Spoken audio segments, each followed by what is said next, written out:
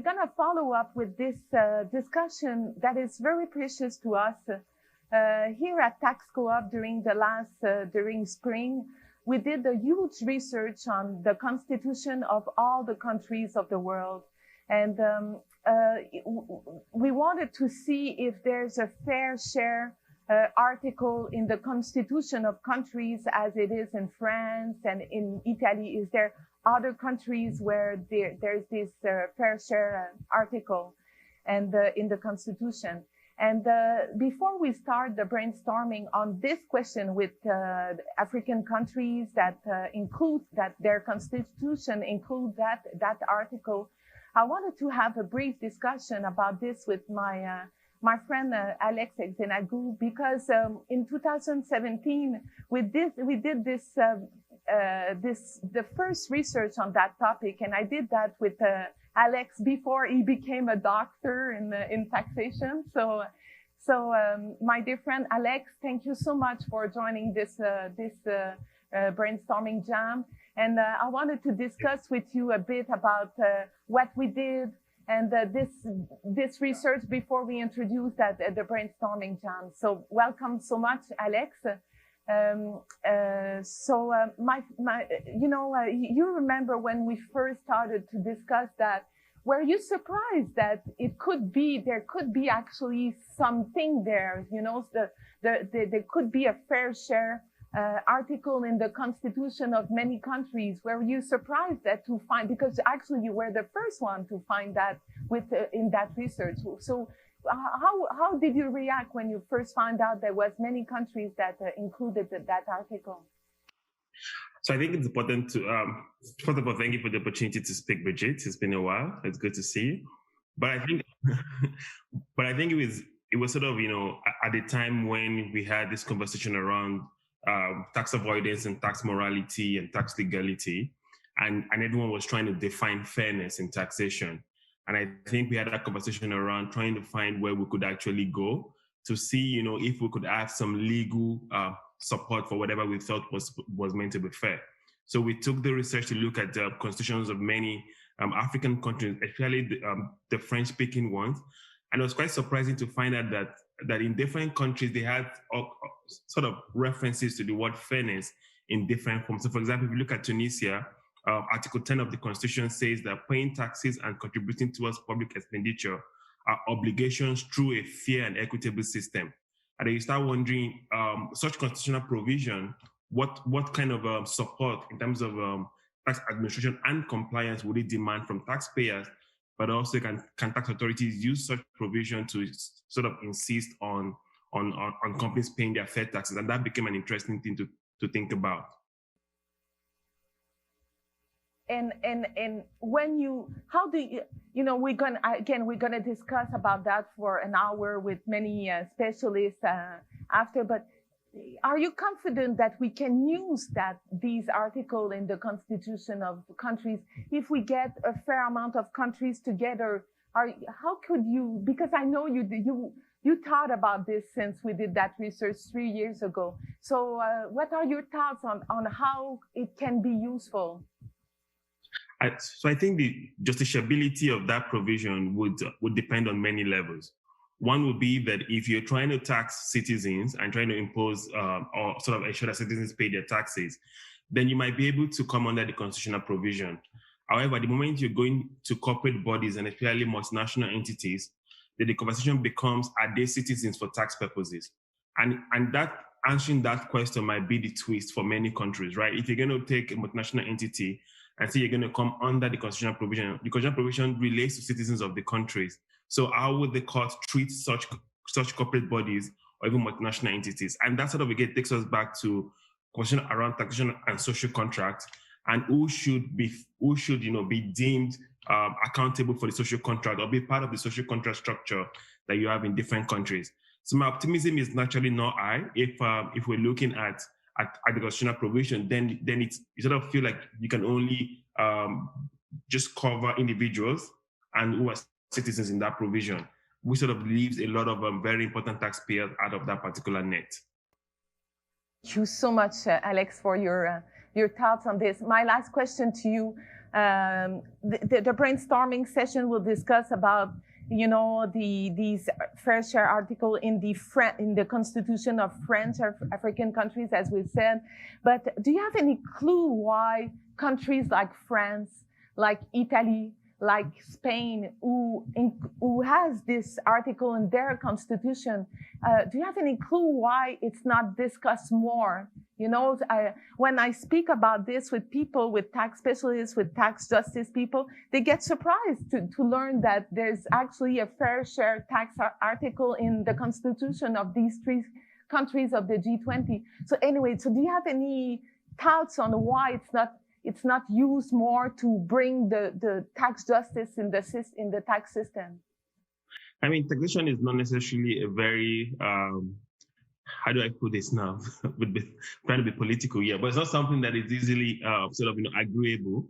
Especially where, again, in many countries, if you haven't, such an omnibus clause doesn't give you a lot of power, right? So if you say fair or equitable, then deciding what it means becomes really difficult. But I think that, again, with the G20 countries and also the Francophone countries, they're in a better position than most Anglophone countries. And that's something to point out, is that in most Anglophone countries, the constitutions do not actually have provisions as to fairness. So if you look at the Constitution of Nigeria, it only says that a citizen has a duty to declare his income to appropriate lawful agencies and pay his tax promptly.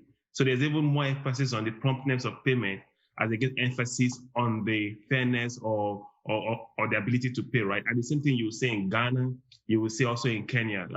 So that, you know, sort of, you know, gives you a bit of sort of ask you if those countries, or if the colonial experience with those countries might have influenced the way they perceive taxation, as they get the colonial experience with French countries, which also shows that in France there's the provision of fairness.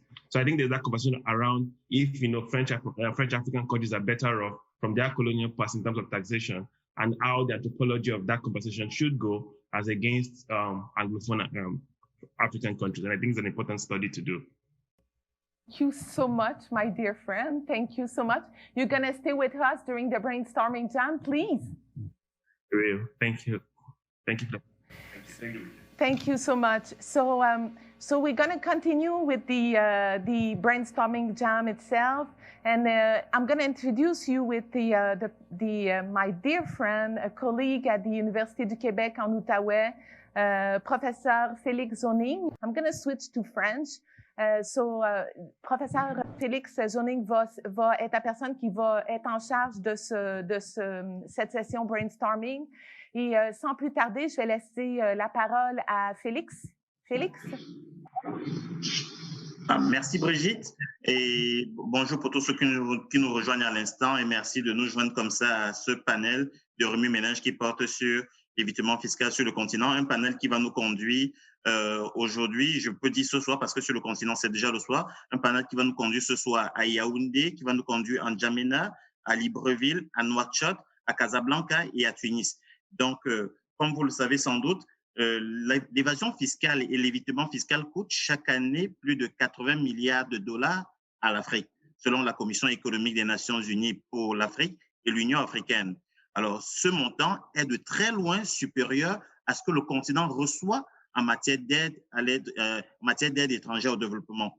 Alors, de ces pertes, 5% de ces pertes sont associées à la corruption des fonctionnaires, 30% sont directement liés aux activités criminelles et 65% sont le fait de l'évitement fiscal qui est pratiqué par des multinationales.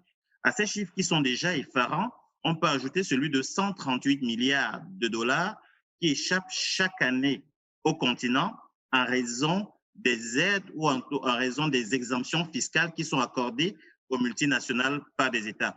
Alors, comme vous pouvez le constater, dans de nombreux cas, de façon tout à fait légale, des multinationales arrivent à payer peu ou pas d'impôts. Alors, 36 pays dans le monde ont expressément indiqué dans leur constitution des dispositions qui requièrent pour chaque personne le paiement de sa juste part d'impôts. 13 de ces 36 pays sont basés sur le continent africain. Alors, si l'évitement fiscal respecte la loi à la lettre, est-ce qu'on peut véritablement dire qu'il respecte l'esprit de la loi lorsqu'on sait que la Constitution, qui est la loi fondamentale d'un pays, invoque dans plusieurs de ces pays-là la nécessité pour chacun de payer sa juste part d'impôt? Alors, pour en discuter, nous avons un panel d'experts au profil variés et qui proviennent d'un échantillon de ces 13 pays africains. Dans l'ordre alphabétique, nous avons pour le Cameroun, M. Émile Bitungi, qui est un expert fiscal, ancien inspecteur principal des impôts, qui aujourd'hui officie de l'autre côté de la clôture, puisqu'il est le directeur taxe and legal chez KPMG Cameroun. Du côté du Gabon, nous allons à la rencontre de M. Steve Marian Alili, qui est juriste d'affaires, fiscaliste et directeur des grandes entreprises à la Direction générale des impôts de la République du Gabon. Au Maroc, cap sur le secteur privé avec M. Abdelhafid Irben, qui est à la base expert comptable et commissaire aux comptes et qui opère aujourd'hui comme directeur financier du groupe Refinity, avec pour mandat de mettre en œuvre la stratégie financière et fiscale du groupe. En Mauritanie, nous avons Maître Aliou Sall, qui est avocat, associé au cabinet Mauritanie Associé et avocat, docteur en droit fiscal et professeur à l'université de Nouakchott. Au Tchad, nous allons à la rencontre de Maître Betty Nodjitan Kolossom, qui est avocat, juriste d'affaires, fiscaliste senior et directeur de la firme Lex Afrique. En Tunisie, nous avons Madame Inès Menchaoui, qui est professeure à la faculté des sciences économiques et de gestion de l'Université de Tunis, qui enseigne le droit fiscal et dont les travaux portent sur la planification fiscale, la gestion fiscale des groupes de sociétés et notamment sur l'épineuse question des prix de transfert. Donc, sans plus tarder, je vais également mettre le cap sur Yaoundé, cette fois-là pour l'OHADA. Alors, 17 pays africains partagent le même droit des affaires, ce droit des affaires qui est en fait proposé, qui est légiféré par l'Organisation pour l'harmonisation en Afrique du droit des affaires, l'OHADA. L'OHADA qui est représenté ce soir par Boubacar Diarra, qui est magistrat hors échelle et directeur des affaires juridiques, de la documentation et de la communication de l'OHADA. Donc, voilà pour le panel qui m'accompagne aujourd'hui pour discuter de cette question de l'évitement fiscal. Donc, direction le Cameroun, nous allons commencer avec M. Émile Bitungi. Alors, vous connaissez, M. Bitungi, les deux côtés de la médaille. Vous avez été dans l'administration fiscale, vous êtes aujourd'hui du côté d'un des Big Four au niveau de la division fiscale. Alors, quand on parle d'évitement fiscal, on vient de voir à l'échelle du continent. Alors, à quel point le phénomène est prononcé en Afrique et peut-être précisément au Cameroun, qui est votre sphère d'exercice? La possibilité et la vision que j'ai pu avoir des deux côtés de l'administration, de l'administration d'un côté et puis du privé de l'autre côté, me permet d'avoir quand même un recul suffisant pour comprendre comment se passe le phénomène, à quoi est-ce qu'il est dû, et peut-être apprécier quelles sont les dispositions qui avaient été prises jusque-là et qui sont prises par l'administration du Cameroun notamment pour pouvoir pallier ce phénomène. Le phénomène est assez important. Les chiffres que tu as donnés sont tout à fait exacts. Au niveau du Cameroun, on a estimé que c'était pratiquement 3 à 5% du PIB qui partait en matière qui était distrait dans le cadre de l'évitement de l'impôt. Les administrations fiscales, je pense partout en Afrique notamment, essaient de suivre un plan d'action, notamment le plan d'action BEPS qui avait été mis en place à partir de 2016 pour essayer de densifier son volet juridique, d'avoir des fonctionnaires qui sont suffisamment compétents, d'avoir des administrations, des cellules particulières pour lutter contre le phénomène. De l'autre côté, si on a la vision du côté des multinationales, il faut dire que de toute façon, les contribuables cherchent toujours le moyen d'avoir à payer le moins d'impôts. Et face à cela, évidemment, il arrive qu'ils se mettent en situation de pouvoir éviter l'impôt. Mon expérience de ce côté-ci montre que ce n'est pas toujours un souci, disons, constant du côté des multinationales que nous conseillons ici, peut-être parce que la plupart des montages aussi se font dans des juridictions qui sont différentes des nôtres. Il faut dire que chez nous, en Afrique en général, et au Cameroun en particulier, ce qui se passe, c'est que compte tenu de ce qu'on est en aval et que le départ est ici, tout ce qui est structuration extrêmement technique est en règle générale imposé par les maisons mères aux filiales locales. C'est cette perception dichotomique que je peux tout de suite présenter par rapport au phénomène. Alors, du côté, on va peut-être revenir dessus, du côté du Gabon, Steve Marian Alili, vous, à la direction générale des impôts du Gabon, vous êtes le directeur des grandes entreprises. Donc, au Gabon, c'est vous qui vous occupez justement de la fiscalité des grandes entreprises, incluant les multinationales. Vous êtes par ailleurs auteur. L'an dernier, vous avez édité un ouvrage qui, en fait, était intitulé « Tout savoir sur les avantages fiscaux prévus par le Code gabonais ». Est-ce que ces avantages fiscaux-là sont à tel point qu'ils ouvrent la porte à des pratiques d'évitement fiscal abusif? Merci. Ce qu'il faut relever en la matière, c'est d'abord la disparité liée à ces avantages. Relever qu'en dehors du droit commun, qui peut être le Code général des impôts et éventuellement les lois de finances, on a au Gabon plusieurs textes particuliers. Et chaque texte, notamment, recèle d'avantages. La difficulté, notamment dans le système fiscal gabonais, c'est d'arriver notamment à appréhender ces différents avantages. On est dans une situation où la problématique liée à l'évitement se pose avec acuité dans la mesure où on n'arrive pas déjà à trouver les mécanismes nécessaires pour appréhender l'entièreté des avantages. Ça, c'est la première remarque qu'il faut faire. La deuxième remarque qu'il faut relever, c'est le fait notamment que certaines dispositions justement qui concèdent ces dispositions, ces mesures fiscales de faveur ne sont pas claires. Et l'absence de clarté, justement, fait en sorte que certains opérateurs économiques, certains contrôleurs, notamment les multinationales, profitent notamment des faiblesses de cette loi pour pouvoir procéder au phénomène d'évitement fiscal. Ce qu'il faut également ajouter en la matière, c'est de constater que l'évaluation notamment de ces avantages ayant été faite, on n'arrive pas à appréhender notamment les préoccupations liées au régime particulier. Toute la difficulté aujourd'hui au Gabon réside dans l'appréhension de l'évaluation, notamment de l'évitement concernant les régimes particuliers. Concernant les régimes de droit commun, ça ne pose fondamentalement problème. Or, en la matière, nous avons, que ce soit dans le domaine forestier, que ce soit dans le domaine des hydrocarbures, que ce soit dans le domaine, et là on a avec la notion des zones franches, on est dans une situation où également on a une difficulté, c'est qu'on a des textes d'application qui deviennent normatifs. Et à partir de ce moment, ça pose problème.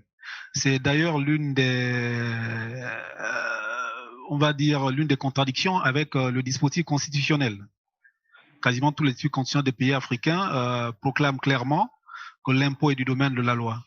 Alors, on a des situations où on a des dispositions, des textes d'application, notamment des décrets, qui déclinent les conditions de mise en œuvre de ce dispositif. Alors, ce qui, fondamentalement par la suite, vous pouvez aisément le comprendre, échappe au contrôle du Parlement. On a un tant soit peu en s'appuyant sur un dispositif constitutionnel qui proclame notamment l'ensemble des avantages fiscaux doivent notamment être du domaine de la loi. On a dû également le prévoir pour les conventions, à savoir que tous les avantages particuliers inscrits dans des conventions fiscales doivent impérativement être approuvés par le Parlement. On a, sur la base de ce principe déjà, évité pour l'administration que certaines multinationales, sur la base des conventions négociées, ne puissent pas notamment avoir des avantages indus ou qui sont dérogatoires notamment du droit commun. Tant que le Parlement notamment n'a pas examiné l'ensemble de ces conventions, ne l'a pas approuvé, malheureusement, il ne peut pas arriver à appliquer ces différents avantages fiscaux. Voilà ce qui peut être notamment dit en la matière, mais ce qu'il faudrait, et je terminerai par là, indiquer, c'est le fait que l'on ait, pour certaines situations, des avantages qui sont prévus, mais au regard notamment des incompréhensions ou d'une rédaction qui peut porter à confusion, les interprétations sont telles que il y a des positions qui diffèrent selon notamment l'analyse qui est faite et en fonction des interprétations. Je vais vous prendre un exemple assez simple pour prendre le cas des zones franches. Vous avez un dispositif qui considère, qui fixe des conditions pour intégrer notamment une zone franche. On appelle cela ici une zone économique à régime privilégié. Ça, c'est des conditions. Et vous avez d'autres conditions qui fixent les conditions du bénéfice des avantages fiscaux. Donc, on a une confusion qui est faite entre le fait notamment de remplir les conditions pour faire partie de la zone économique à régime privilégié et de remplir les conditions pour bénéficier des avantages fiscaux. Donc, pour peu que l'on bénéficie, notamment, quand on remplit les conditions pour intégrer une zone franche, on estime par voie de conséquence qu'on bénéficie également des avantages fiscaux, ce qui n'est pas en réalité le cas parce qu'il s'agit notamment de deux conditions, de deux notions, de deux phases complètement différentes.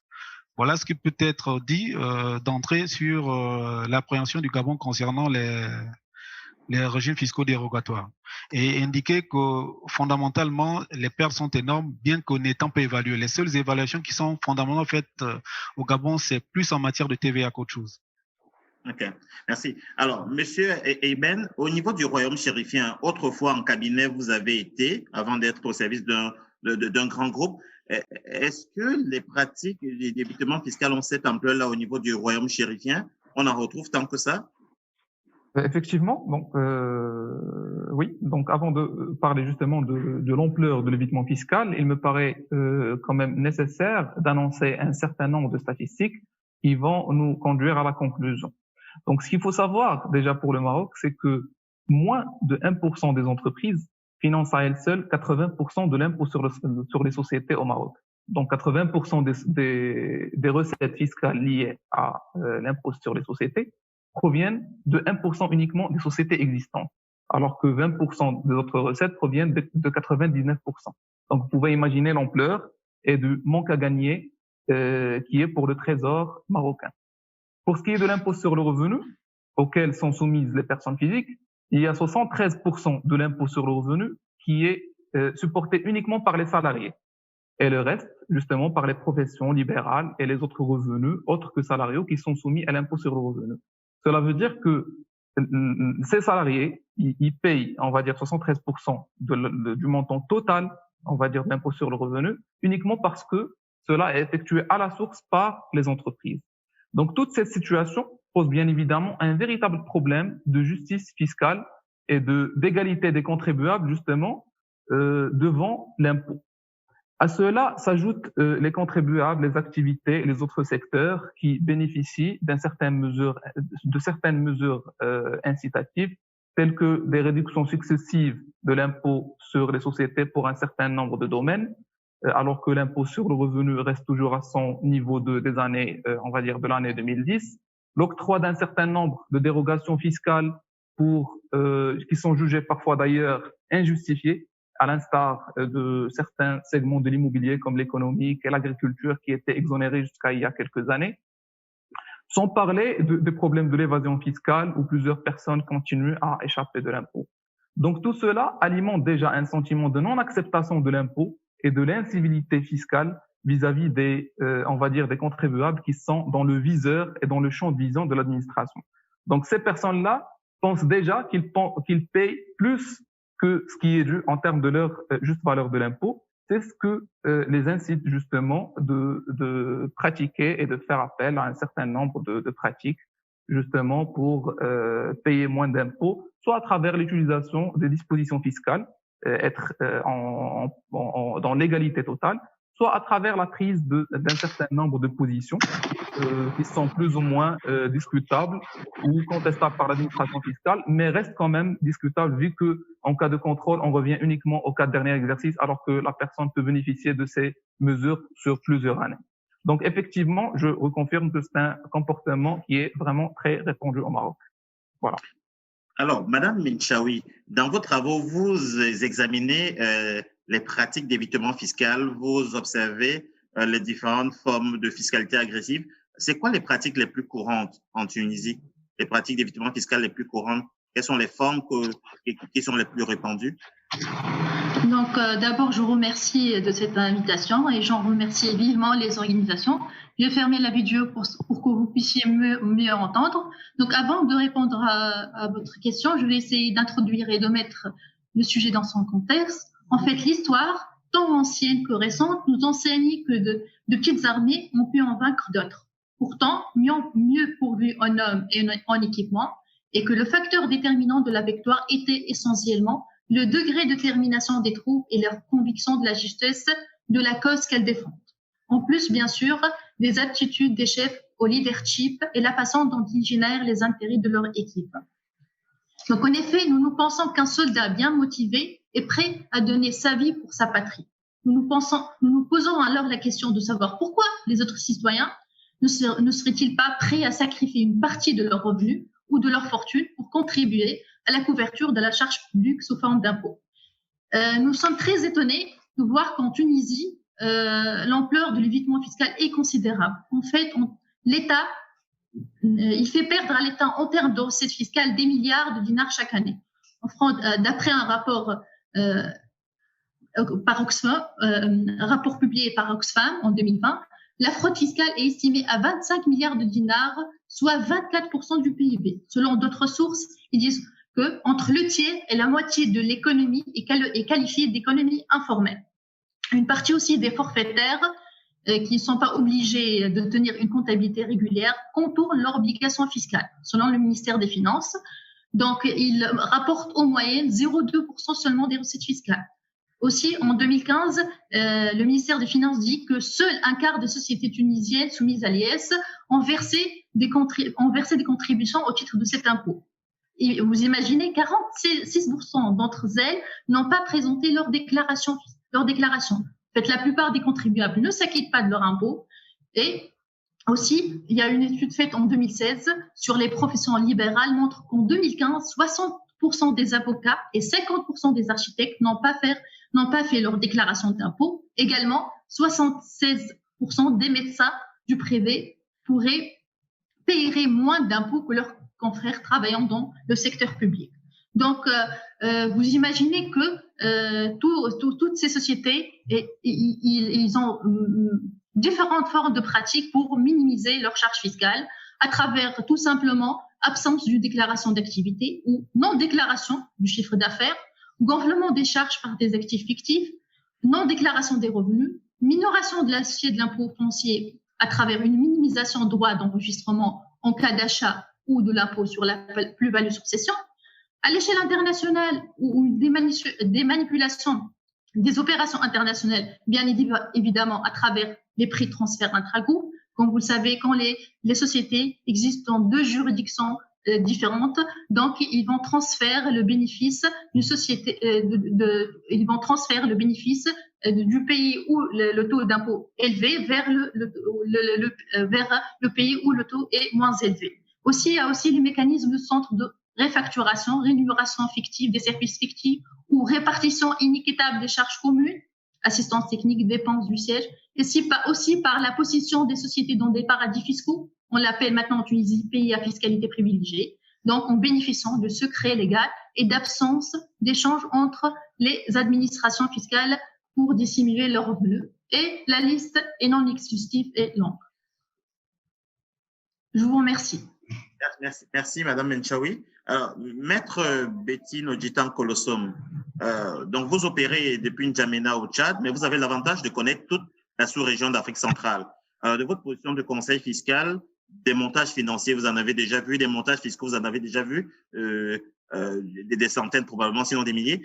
Alors, je veux savoir, de votre vue du Tchad ou vue d'Afrique centrale, quelles sont les formes les plus courantes que vous rencontrez, notamment quand on sait que la plupart des entreprises, la plupart des secteurs qui sont droitiers, qui sont pointés du doigt, quand il est question d'évitement fiscal, on retrouve beaucoup des industries extractives, notamment des entreprises minières, des entreprises pétrolières, et il se trouve que c'est le cas dans les régions en Afrique centrale où vous opérez.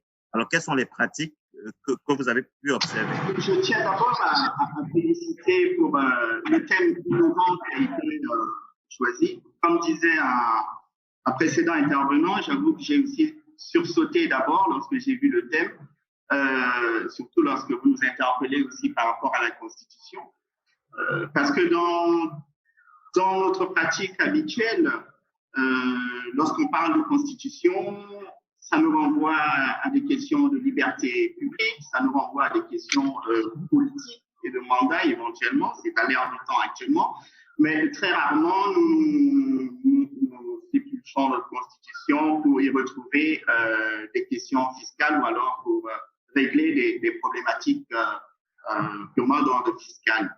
ce thème a été pour moi d'autant plus innovant par rapport à notre pratique aussi dans la sous-région, parce que souvent lorsqu'on parle de juste part de l'impôt, ce qui nous vient à l'esprit, c'est plutôt la gouvernance qui en est faite et l'utilisation qui en est faite, mais pas forcément la question de l'équité vis-à-vis des charges publiques. Donc, je tenais quand même déjà d'emblée à vous remercier pour ce thème qui nous a emmené justement à scruter ou à regarder du côté où on n'avait pas forcément l'habitude de regarder. Pour revenir un peu à votre question par rapport à l'événement et à la pratique, peut-être avant de se concentrer essentiellement sur les secteurs miniers et pétroliers que vous évoquez, je voudrais peut-être voir la chose un peu à l'envers, parce que je rappellerai d'abord que l'économie du Tchad et de la sous-région Afrique centrale en général est essentiellement informelle. Et s'agissant d'une économie informelle, la problématique qui se pose souvent, ce n'est pas qu'il n'y a pas assez de recettes parce qu'il y a de l'évitement, mais c'est plutôt est-ce que le système fiscal en place est adapté pour appréhender fiscalement justement une économie essentiellement informelle. Voilà la question qui se pose à nous généralement dans le contexte. L'évitement fiscal suppose plutôt une économie suffisamment encadrée et dans laquelle les opérateurs ou plutôt les contribuables chercheraient à échapper à l'impôt. Nous sommes souvent dans le contexte inverse plutôt. Toujours est-il que nous avons des pratiques d'évitement qui prennent plusieurs formes. Déjà, pour ceux qui sont dans un cadre purement informel, la question ne se pose pas à eux jusqu'à ce que, justement, l'administration fiscale leur mette le grappin dessus. Et pour éviter cela, on va dire la pratique numéro 1, dirais-je, c'est plutôt celle de la dissimulation. On essaye autant que possible d'échapper au radar de l'administration, déjà en dissimulant la matière imposable, en dissimulant l'activité, et lorsqu'on n'a plus le choix, en dissimulant l'identité, en passant par exemple par des noms. Il est aussi récurrent lorsque, ayant fait une opération donnée, ou alors l'appât du gain aidant, on a été obligé de se déclarer quelque part, à ce moment, il est de pratique courante de maquiller la comptabilité. On déclare une portion congrue de l'activité, et une bonne partie n'est pas déclarée purement et simplement. Je dirais que l'évitement fiscal dans notre contexte n'est peut-être pas très élaboré parce que nos pays n'ont pas forcément des législations fiscales très avancées, très poussées. Nos législations fiscales, pour la plupart, remontent à des dizaines d'années. Elles ne sont pas aussi évolutives que ce que nous observons en Europe ou ailleurs, par exemple. Dans notre contexte aussi, nous n'avons pas assez d'éléments statistiques, mais pour revenir au Tchad, par exemple, grâce au scandale des Panama Papers récemment, nous avions appris, comme beaucoup d'autres, qu'au niveau du Tchad, nous avions plus de 35 à 40% du produit net du PNB qui correspond à des actifs placés à l'étranger. Pour être plus précis, on nous parle de plus de 10,5 milliards de dollars pour un pays qui a un PNB de 29 milliards de dollars. Vous convenez que ceci est quand même un chiffre qui fait frémir. Je dirais donc pour conclure que le phénomène d'évitement fiscal, même s'il n'est pas si évident à première vue, il se pratique plutôt à ciel ouvert parce que nous avons une économie difficile à appréhender. Et lorsque les personnes se font appréhender, ils ont une panoplie de pratiques pour payer le minimum de l'impôt. Merci. Merci. Alors, Monsieur Diarra, quand on parle de fiscalité, on parle forcément, ça concerne bien entendu l'environnement des affaires.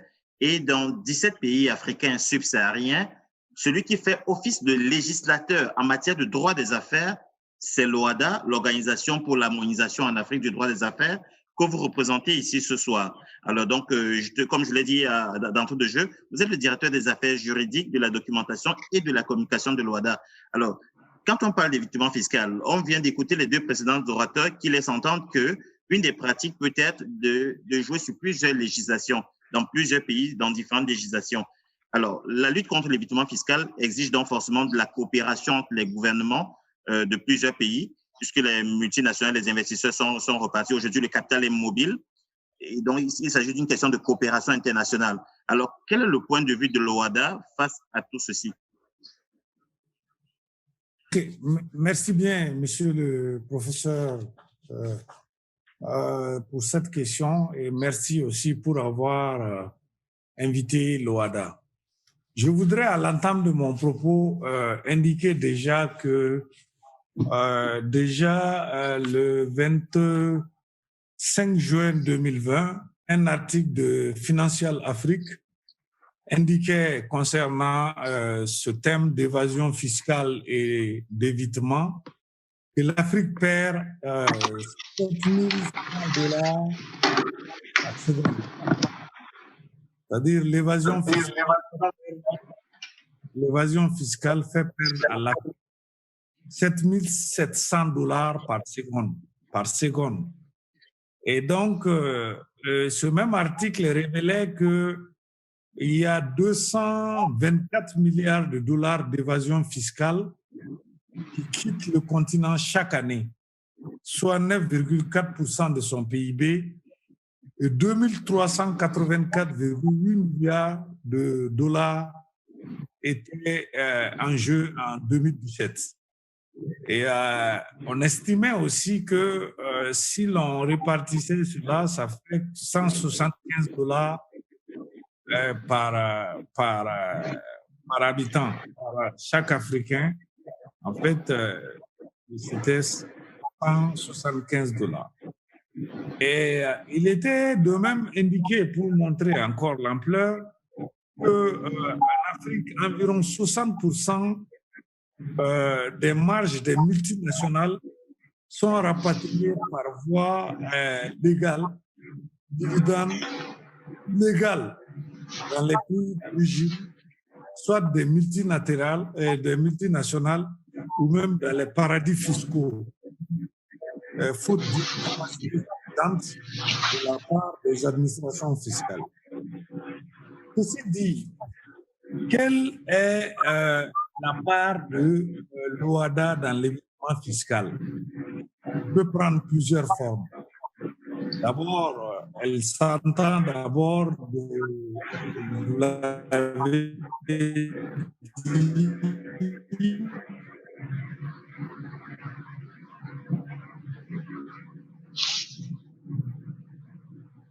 Monsieur Diarra?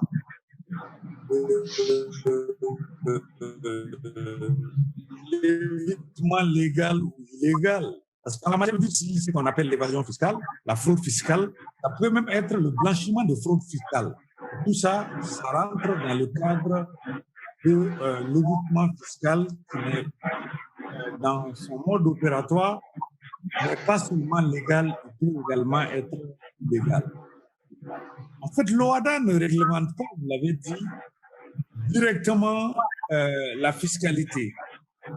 Mais l'OHADA réglemente par ricochet, je dis bien l'OHADA réglemente par ricochet la fiscalité, parce que plusieurs matières de l'OHADA qui constituent, vous l'avez indiqué, le normalisateur de 17 États africains, de l'Afrique de l'Est, de l'Afrique centrale et même de l'océan Indien concernant juste titre l'OHADA.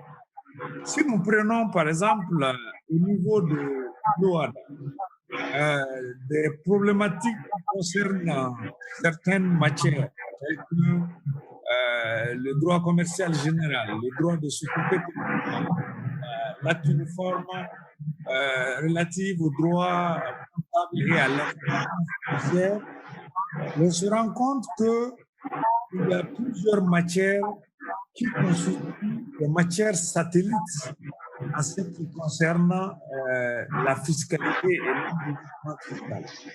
Je m'en vais vous donner quelques exemples.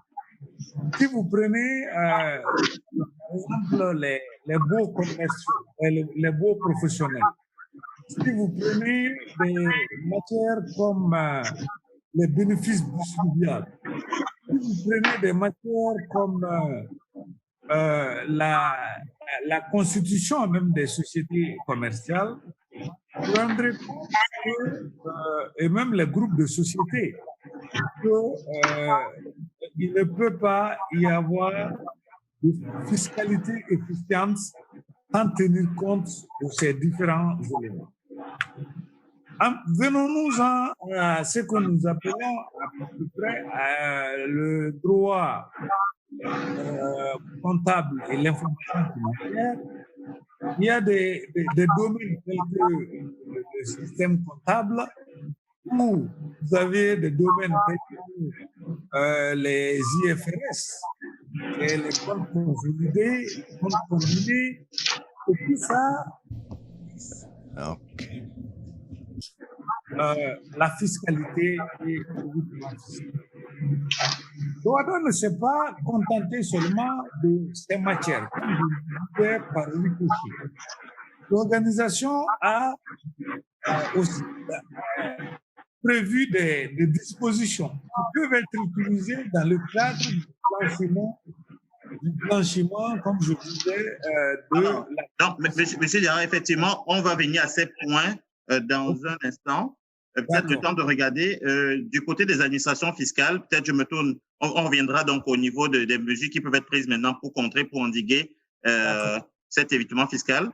Le temps qu'on regarde du côté des administrations fiscales, Steve Maria Alili, vous qui êtes dans l'administration fiscale gabonaise, aujourd'hui, comment est-ce que vous faites face à cet évitement fiscal? Quels sont les outils administratifs, les outils légaux, les outils techniques, opérationnels que vous avez en votre possession pour contrer cet évitement qui est de plus en plus, qui est de plus en plus présent et qui se fait avec des techniques de plus en plus fines?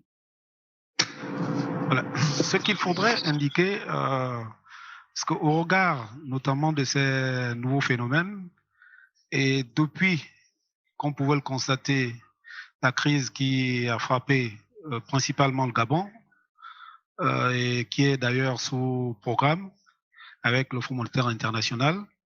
Donc, il était question de mettre également l'accent sur la variable fiscale. L'administration fiscale gabonaise s'est donc retrouvée au centre, notamment de ce programme de relance. Et étant au centre de ce programme de relance, il a donc fallu trouver où pourrait notamment se trouver les niches fiscales. Et essayer de mettre en place des mécanismes afin de sécuriser un peu plus les recettes fiscales. Donc, il a été donc mis en place à la fois des outils juridiques, des outils techniques, mais également des outils d'ordre administratif. Concernant les outils techniques, on a notamment renforcé notre législation en matière de prix de transfert. On est allé au-delà de renforcer cette législation, on a augmenté également les obligations documentaires. Le constat étant fait que les obligations documentaires sans sanction ne produisaient pas d'effet, on a donc mis en place un dispositif obligeant chaque contribuable qui ne respecte pas notamment ses obligations documentaires à se voir appliquer des pénalités de l'ordre de 5% du montant global des échanges intra-groupes, avec un minimum de 65 millions de francs CFA par année. Ce qui a notamment conduit certaines entreprises désormais, même s'ils ne sont pas prêts, à procéder notamment à ces obligations documentaires. On est allé encore un peu plus loin parce que en matière de plus-value, le constat qui avait été fait d'ailleurs, c'est que lorsque une entreprise étrangère qui détient notamment des parts sociales ou des actions dans une société gabonaise, lorsqu'elle procédait notamment à la cession des droits sociaux, pour prendre cet exemple, à l'extérieur, il était difficile pour l'administration fiscale, autant pour moi, d'appréhender notamment l'ensemble, disons, tirer les conséquences de cette opération réalisée à l'extérieur.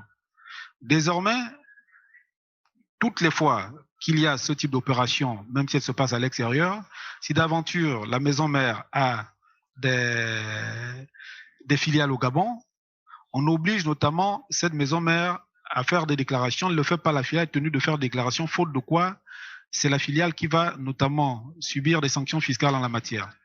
On a également à renforcer le dispositif concernant la cession de contrôle, notamment des sociétés filiales étrangères situées au Gabon. Lorsqu'elle le fait, elle est tenue notamment d'informer l'administration fiscale afin qu'elle puisse tirer les conséquences en matière de droit d'enregistrement. Donc légalement, le dispositif a été renforcé dans ce sens.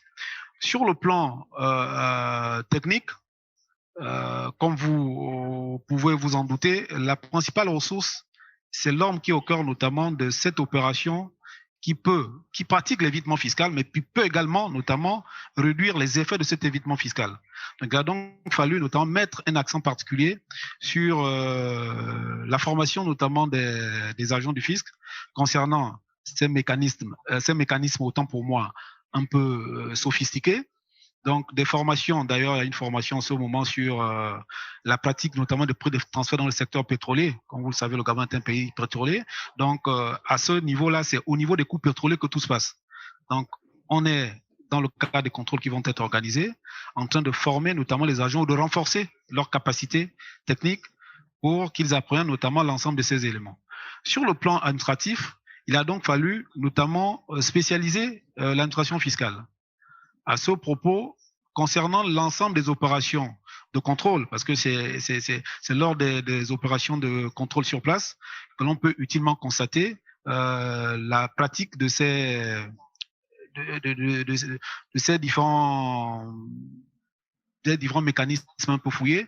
Donc, ce que l'on a fait, c'est qu'au niveau de la direction des vérifications nationales et internationales, on a créé 2 cellules. Une cellule prix de transfert qui vient notamment en appoint de l'ensemble des opérations de contrôle. On a également créé une cellule de comptabilité informatisée qui justement permettait utilement de répondre de façon diligente à certaines préoccupations lorsque les comptabilités notamment sont fournies de façon informatique. Et on est allé notamment jusqu'au bout dans le cadre des échanges de renseignements pour pouvoir appréhender certaines informations lorsqu'un élément d'extranéité, autant pour moi, rentre en ligne de compte.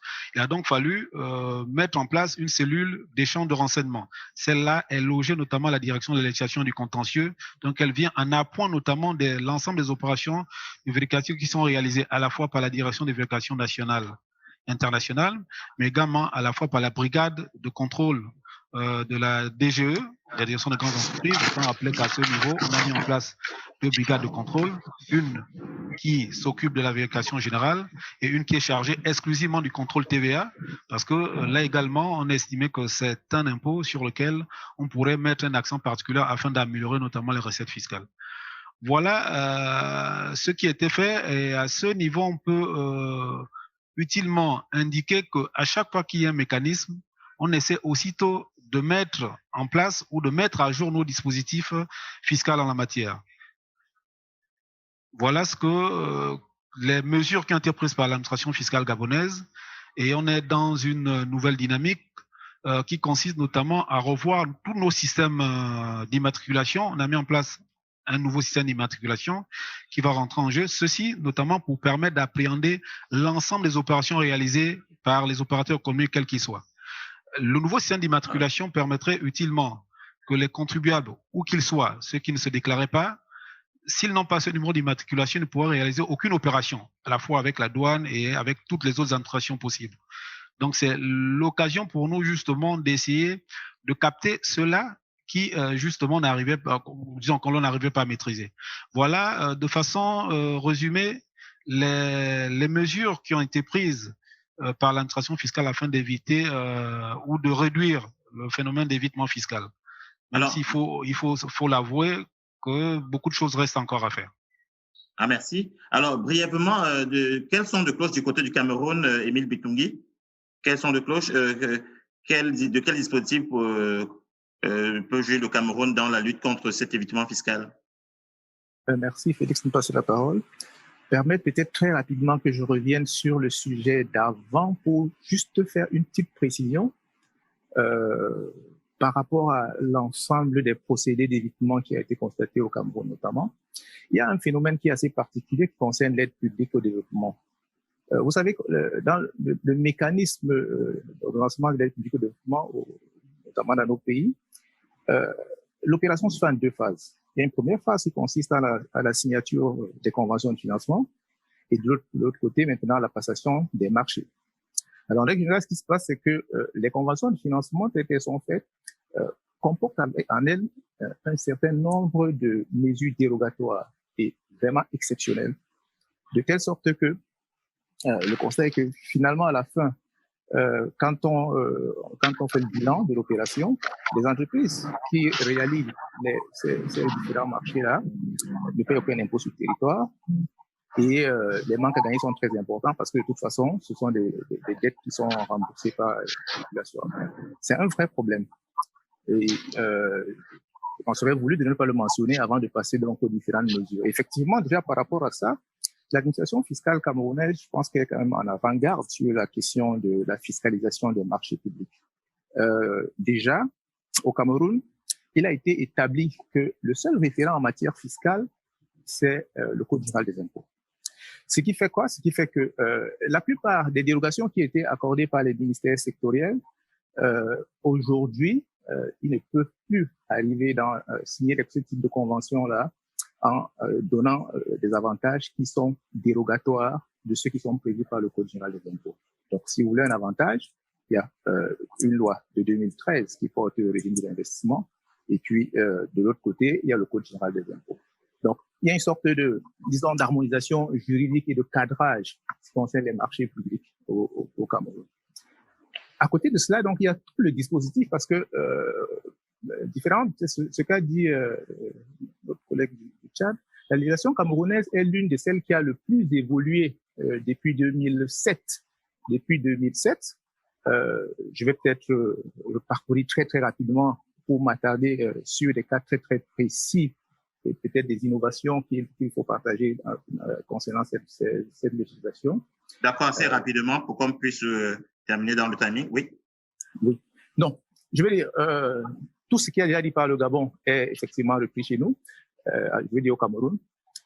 Peut-être ce qu'il faut signaler, c'est peut-être des mécanismes, j'allais dire, innovants que l'administration essaie de développer pour percevoir l'impôt, notamment auprès des multinationales. Tenez, par exemple, depuis 2019, il y a une obligation pour les multinationales qui, du domaine du numérique notamment, qui exercent dans les plateformes sont opérationnels au niveau du Cameroun, il y a une obligation de s'immatriculer. Et s'immatriculer et de payer la TVA.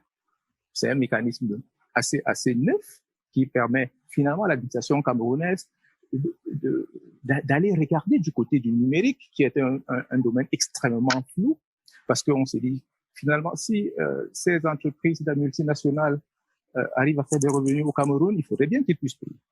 Donc, c'est des mécanismes comme ceux-là qui sont mis en place.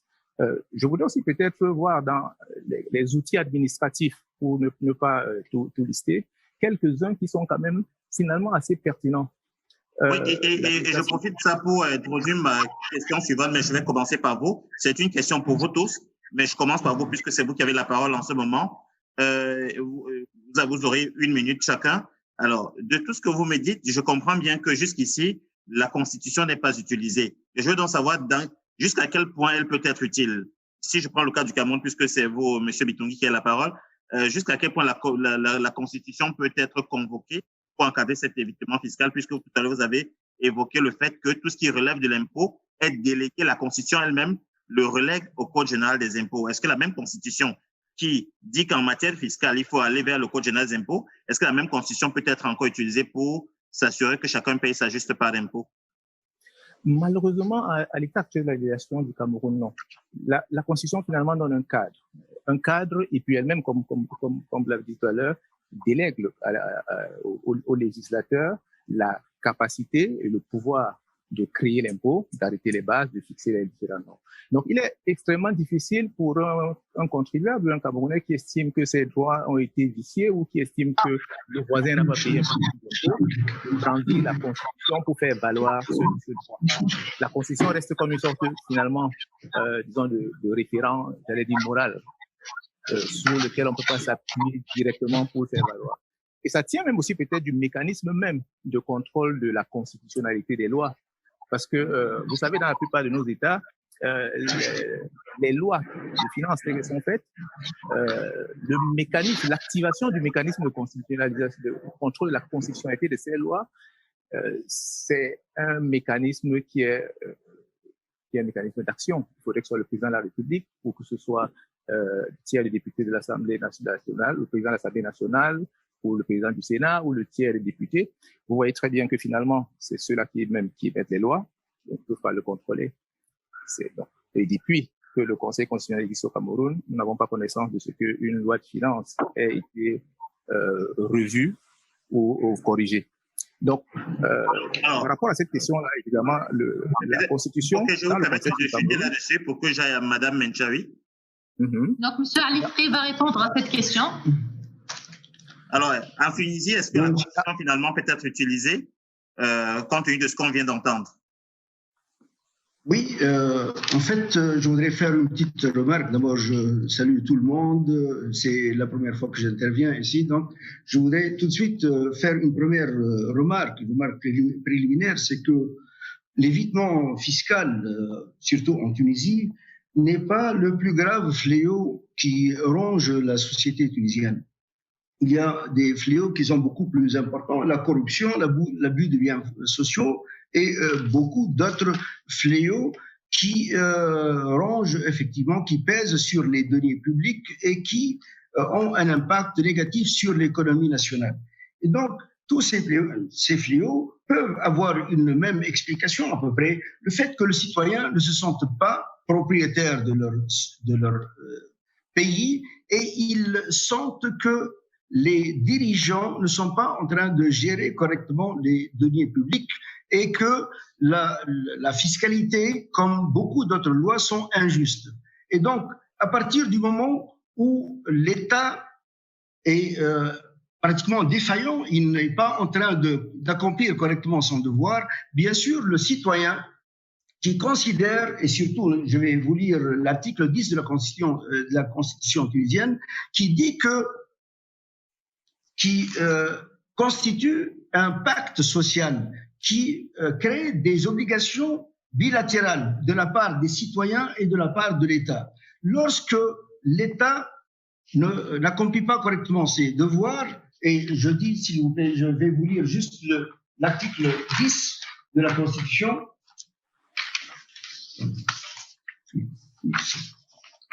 L'article 10 de la Constitution, donc, qui parle, je ne peux pas, mais... Je passe à Maître Betty Colosom pour le chat et on revient sur l'article 10 de la Constitution, tant que vous y arrivez.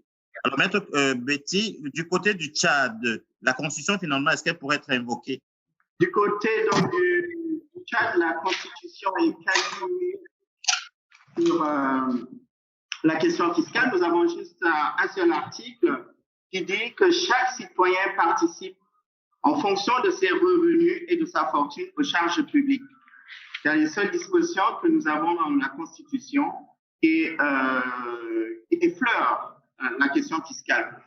Nous sommes effectivement, pour ce qui nous concerne, assez dubitatifs de pouvoir véritablement utiliser la Constitution, qui, comme je le disais tantôt, reste un instrument assez rigide. Et lorsque nous savons que les politiques fiscales utilisées dans nos pays sont plutôt fonction des régimes qui arrivent, nous assistons quand même à...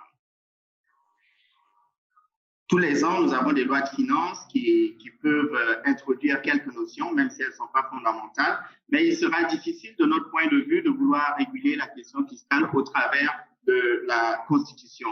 Et je ferai quand même une remarque en passant, en disant que toutes les fois que nos pays continueront à vouloir rivaliser de mesures attractives pour attirer le plus d'investisseurs possible, il serait un leurre que de vouloir cimenter, dirais-je, dans les constitutions, des dispositions fiscales. On note donc que la Constitution peut simplement établir des principes, mais quoi qu'on dise, il serait plus pragmatique de renvoyer cela à des lois organiques spéciales, qui pourront être, elles, beaucoup plus flexibles et évolutives en fonction des objectifs recherchés. Donc, pour le Tchad, nous avons certes le principe de l'égalité devant les charges publiques, mais nous n'avons pas plus que ça. Dommage que nous n'avons pas une disposition comme vous le retrouverez dans la loi centrafricaine. Vous parliez tout à l'heure de mon intervention sur la zone CIMAC. Effectivement, en Centrafrique, vous avez une disposition constitutionnelle qui autorise un citoyen qui se sentirait lésé du fait de ne pas avoir été équitablement exposé à la charge publique de solliciter réparation. Et là, vous l'avez clairement mentionné dans l'article 21 de la Constitution centrafricaine. Malheureusement, au Tchad, nous n'avons pas cette disposition et pour ce qui nous concerne, nous pensons que la Constitution sera difficilement utile lorsqu'il s'agira d'évoquer l'égalité devant la loi fiscale et les charges publiques. Merci. Alors, merci. Et Boubacar Diarra, du point de vue de l'OHADA comme législateur, comment vous voyez le tout, vous qui avez l'emprise déjà sur la comptabilité, sur le droit des affaires, sur le droit des sociétés commerciales, des entreprises de 17 pays, si les constitutions ne peuvent rien y faire, vous, du point de vue de l'OHADA, est-ce qu'il y a une piste? Est-ce qu'il y a quelque chose qui peut être fait, au moins d'un point de vue de la coopération fiscale? OK, merci bien. Du point de vue de l'OHADA, il y a une piste très, très intéressante parce que l'OHADA, comme vous l'avez signalé, réglemente 10 matières de droit des affaires, 10 matières substantielles. Au-delà de ça, le traité de l'OHADA, et vous savez très bien que les textes de l'OHADA, les actes uniformes, ont une valeur supranationale. Et le traité prévoit la possibilité d'inclure toute matière que le Conseil des ministres décide à l'unanimité d'inclure. Donc, il n'est pas du tout exclu que l'évitement fiscal puisse être pris en compte par l'OHADA. Il s'agirait juste d'une question de volonté politique, une question qui serait décidée par les différents États. Parce que si on a la chance d'avoir l'évitement fiscal dans un texte de l'OHADA, déjà on a un texte supranational. Et parce que, comme vous le savez, les dispositions de l'OHADA sont supérieures aux lois nationales. Et c'est des dispositions qui ne peuvent même pas être contredites par la loi nationale. C'est-à-dire que toute loi nationale contraire est considérée comme nulle. Et à la fois l'une loi nationale antérieure ou postérieure. Donc, ce qui fait que l'OHADA peut être une piste très, très, très intéressante et la réflexion n'est pas du tout exclue parce que quelquefois, il a été suggéré de voir dans quelle mesure l'organisation peut prendre en compte aussi ces questions d'ordre fiscal pour trouver un meilleur calibrage en ce qui concerne le droit, la dynamique du droit des affaires.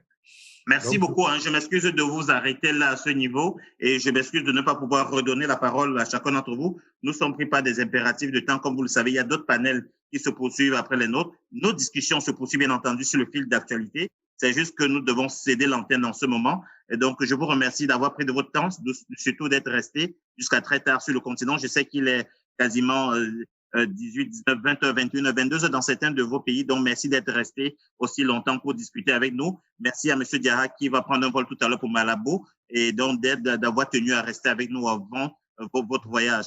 Donc, merci pour cette discussion. Merci pour ces échanges, ce remue-ménage qui nous permet de regarder comment il est possible, à travers la coopération fiscale, à travers les constitutions, à travers les lois supranationales, d'encadrer, d'endiguer l'évitement fiscal qui est un vrai fléau pour le continent, de manière à ce que l'Afrique ait bonne mine. Merci, bonne soirée à tous. Merci à vous. Au revoir. Merci à vous également. Au revoir. Merci bien, professeur. Merci. Alors, effectivement, un grand merci aux participants, confrères et consoeurs pour cet échange.